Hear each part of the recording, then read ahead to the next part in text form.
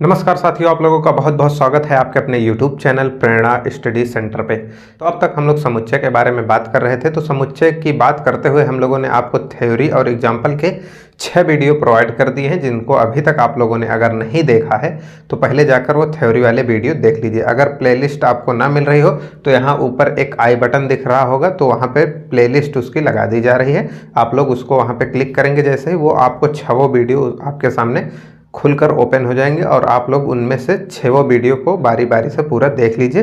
फिर सेट में आपको कोई भी समस्या नहीं आने वाली है, क्योंकि सभी चीज़ें बिल्कुल विस्तार में पढ़ाई जा गई हैं वहाँ पे।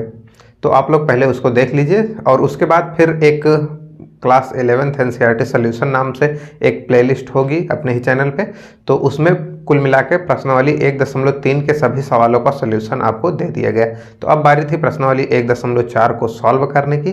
तो आइए फिर स्टार्ट करते हैं। तो आज इस वीडियो में पहला और दूसरा प्रश्न हम लोग सॉल्व करते हैं। तो आइए देखते हैं पहला प्रश्न क्या है। तो यहाँ पे साइड में एक आपको क्वेश्चन नंबर 1 की कटिंग दिख रही होगी, तो वो आप ही को दिख रही होगी। तो हम लेते हैं बुक का सहारा। तो अब देखिए क्वेश्चन नंबर 1। तो निम्नलिखित में से प्रत्येक समुच्चय युग्म का सम्मिलन ज्ञात कीजिए। सम्मिलन मतलब यूनियन ज्ञात करना है हमें।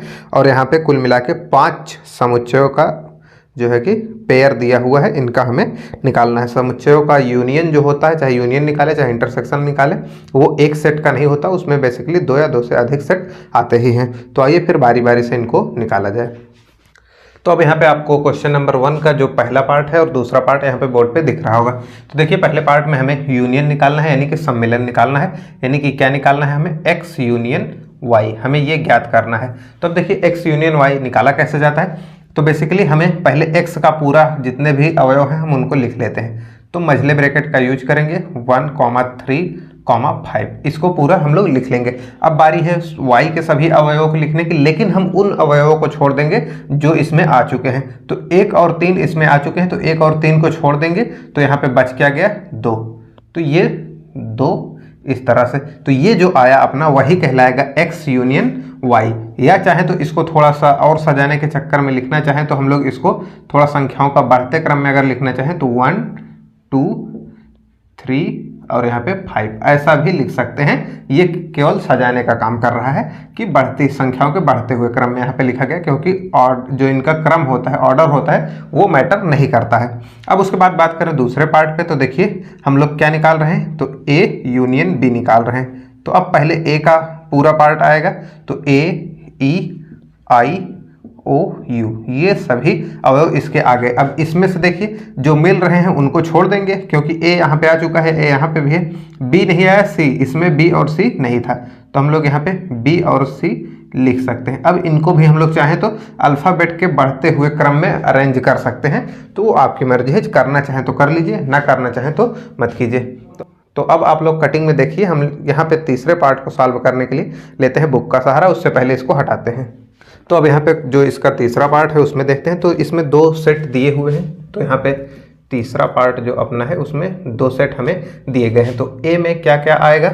तो देखिए ए को हम लोग समझने के लिए थोड़ी देर के लिए इसको रोस्टर फॉर्म में चेंज कर लेते हैं, क्योंकि ये समुच्चय निर्माण विधि में लिखा हुआ है। तो x, सभी x एक प्राकृतिक संख्या है और 3 का गुणज है। तो प्राकृतिक संख्या है और 3 का गुणज भी है, तो इसलिए इसमें आएगा 3, 6, 9, यहाँ से 12, 15 और उसके बाद ऐसे ही ये बढ़ता हुआ इनफाइनाइट तक जाएगा। और उसके बाद अगर बात करें हम लोग बी सेट की, तो बी सेट हमें क्या दिया गया है? तो बी सेट में कहा गया है कि सभी x 6 से कम एक प्राकृतिक संख्या है। तो 6 से कम 1, 2, 3, 4, 5 और 6 से कम ही लेना है, तो 6 आएगा नहीं, तो इतना इसमें आ जाता है। अब उसके बाद अगर हम लोग A यूनियन B निकालें, जब A यूनियन B हम लोग निकालते हैं तो इसमें क्या होता है? बेसिकली A को हम लोग लिखते हैं पहले, लेकिन यहाँ पे B छोटा दिख रहा है हमें, और A जो है अगर ये निश्चित नहीं है, एक अनिश्चित समुच्चय है, तो पहले इसको हम लोग लिखेंगे। तो यहाँ पे हम लोग क्या करते हैं? 1,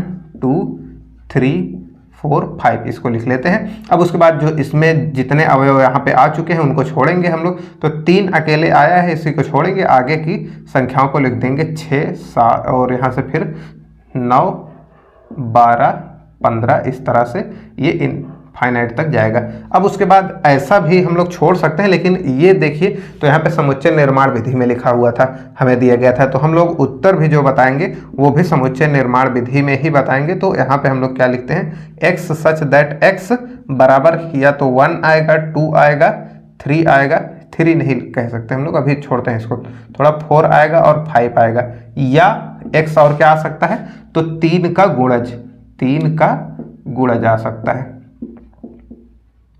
यानी कि x जो है सभी x 1 2 4 5 ये होंगे, या 3 का गुणज यानी कि 3, उसके बाद देखिए 3 फिर 6 9 12, तो ये सभी इसमें आ जा रहे हैं, तो कोई भी अवयव इनका छूट नहीं रहा है, तो ये हो जाता है अपना तीसरा part.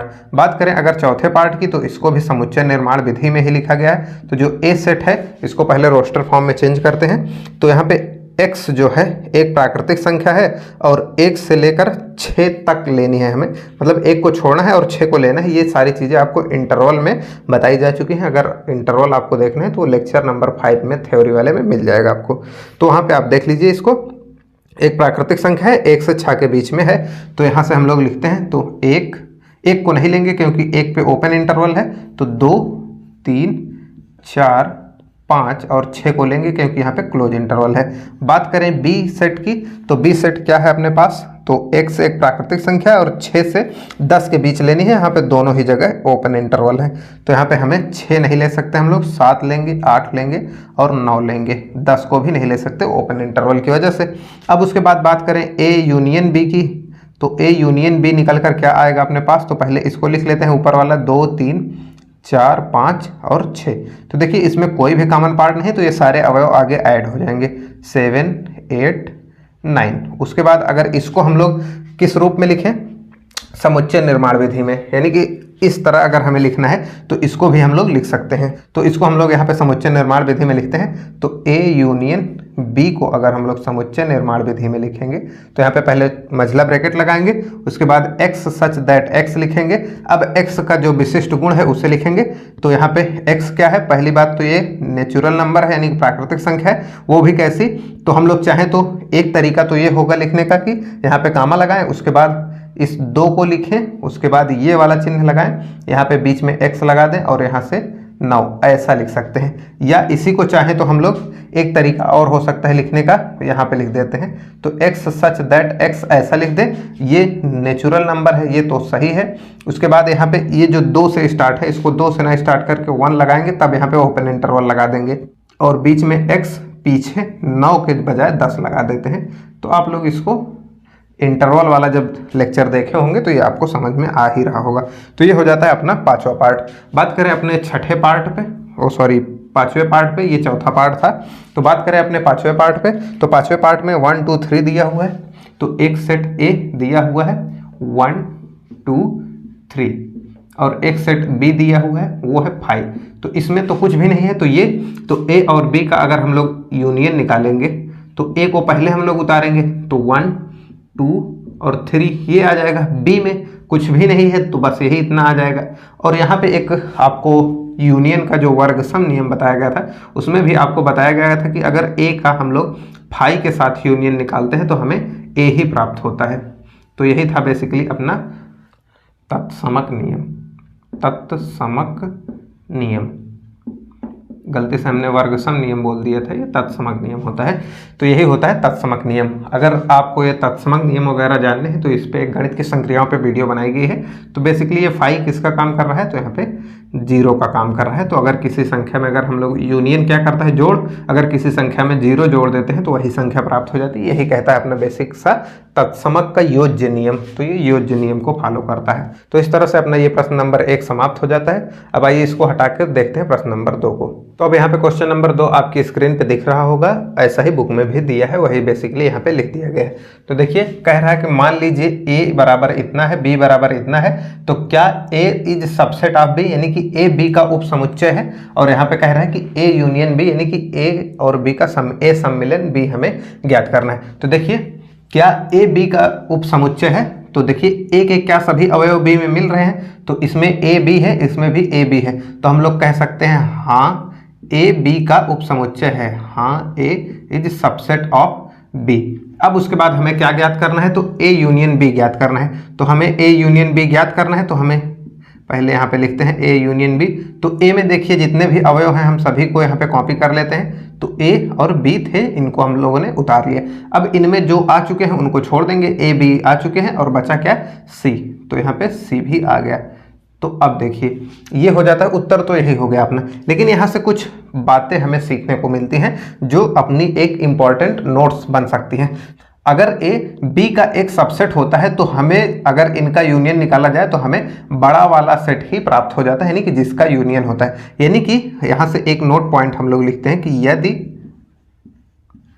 A is subset of B तो ए यूनियन बी बराबर बी ही हमें प्राप्त होगा। चाहे ए यूनियन बी निकाले चाहे बी यूनियन ए निकाले, तो हमें क्या प्राप्त होगा, बी ही प्राप्त होगा। और इसी तरह से एक नोट पॉइंट और हो जाता है अपने पास कि यदि बी इज सबसेट ऑफ ए, तो यदि अब हम लोग ए यूनियन बी निकालें तब अब हमें क्या प्राप्त होगा, तो हमें ए प्राप्त हो जाएगा।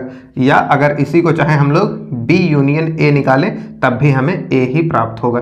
तो ये हो जाते हैं अपने दो इंपॉर्टेंट नोट पॉइंट कि अगर ए बी का उप समुच्चय है तो हम अगर इनका यूनियन निकालते हैं ए और बी का तो हमें बी ही प्राप्त होगा, यानी कि जो बड़ा है जिसका ये छोटू वाला, यानी कि बाऊजी ही आएंगे यहाँ पे। और यहाँ पे बाऊजी कौन था, ए था, और बी छोटू था, तो इसलिए यहाँ पे ए ही आया। तो जो बाऊजी होते हैं वही आ जाते हैं यहाँ पे। तो ये एक इंपॉर्टेंट पॉइंट थी, इसलिए इसको लिखना हम लोगों ने जरूरी समझा। तो इस तरह से क्वेश्चन नंबर 2 सॉल्व हो जाता है। इस वीडियो में इतना ही रखते हैं। अगर वीडियो अच्छा लगा हो, पसंद आया हो, तो दोस्तों के साथ शेयर करके लाइक कर दीजिए और चैनल को सब्सक्राइब करके बेल आइकन को प्रेस कर लीजिए। मिलते हैं नेक्स्ट वीडियो में, तब तक के लिए जय हिंद।